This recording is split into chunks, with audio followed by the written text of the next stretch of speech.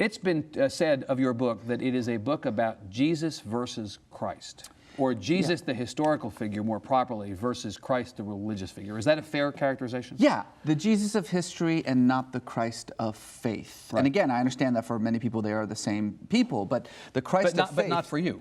Not for me, not for the historian. Yeah. I mean, the Christ of faith is, in many ways, an infinitely malleable thing. You know, the Christ has been transformed by Christians for 2,000 years into many different things, whoever you really need him to be.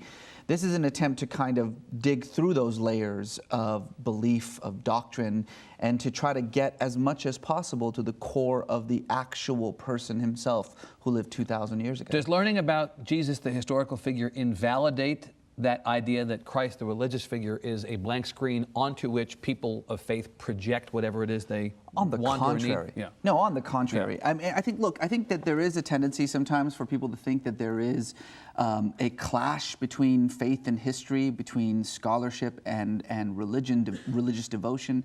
I don't think that has to be the case at all. I think that faith and history are asking two different questions. Faith is interested in what is possible, and history is interested in what is likely. Yeah. And those are two different modes of knowing. They don't need to be in conflict with each other, though for some people they are, on both sides of the aisle. Right. But isn't faith really about belief and history is about fact at a basic level, and that sometimes belief is inherently not about fact?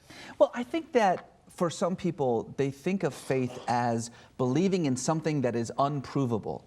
I think that's a very simplistic idea of what faith means. Yeah. Faith. That's the Bill Maher version. That's the Bill Maher version of religion. Of faith. Right. Exactly Yeah. right. I think faith is much more complex than that. It's about taking what little we know about these individuals, whether you're talking about the Prophet Muhammad or Jesus or Moses or whomever, and in other words, creating an interpretation about their actions, their words, their ideas that is less about fact than it is about truth. And I know that those things mean the same in the modern world. Yeah, but they're not. They're not. They're not the same thing. Right. Truth is far deeper than fact. The historian is interested in fact. The person of faith is interested in truth.